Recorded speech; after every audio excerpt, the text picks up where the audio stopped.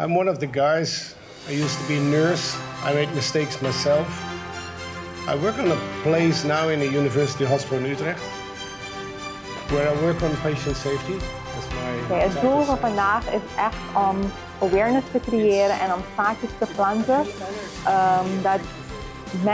Dat wij, medewerkers van het ziekenhuis, moeten gaan beseffen en gaan geloven in een systeem van leren van fouten. Want waar mensen werken, worden fouten gemaakt.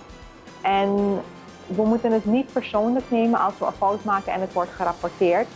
Maar we moeten het juist zien als, we melden het systeem en niet de persoon. En dat is het doel en de boodschap van vandaag. Van als we fouten maken, meld het zodat we er lering uit kunnen trekken. Vandaag hebben we 2 keynote speakers, waaronder Jaco, onze raad van bestuur, heeft gesproken over Why Safety Matters. En we hebben ook een guest speaker uit Nederland vanuit UMC Utrecht.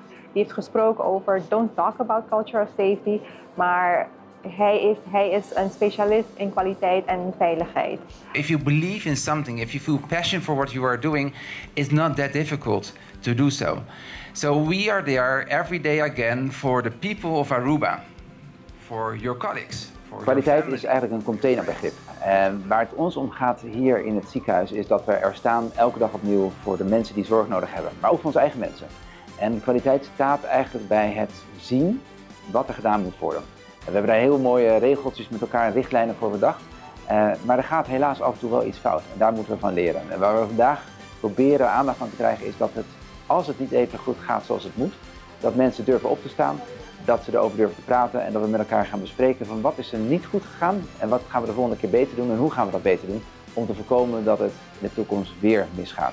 En uiteindelijk is het heel veel kennis en ervaring met elkaar uitwisselen om te zorgen dat het ziekenhuis waar we staan, het Horacio Rubo Hospitaal op Aruba, niet alleen het beste ziekenhuis in de regio is, maar uiteindelijk nog mooier en nog beter kan zijn voor iedereen die onze zorg nodig heeft. En dat we echt een center of excellence zijn. Ik ben ervan overtuigd dat we dat met elkaar gaan bereiken. Ik ben ontzettend trots op al die dingen die ontzettend goed gaan. En weet je, het is echt heel mooi om met elkaar hier vandaag dit te beleven. Heel veel enthousiaste mensen te zien. Maar uiteindelijk zijn het de mensen die het met elkaar moeten doen en beleven. Het ziekenhuis staat er eigenlijk al ontzettend goed voor. Maar we willen met elkaar echt blijven bouwen aan nog steeds een trapje hoger.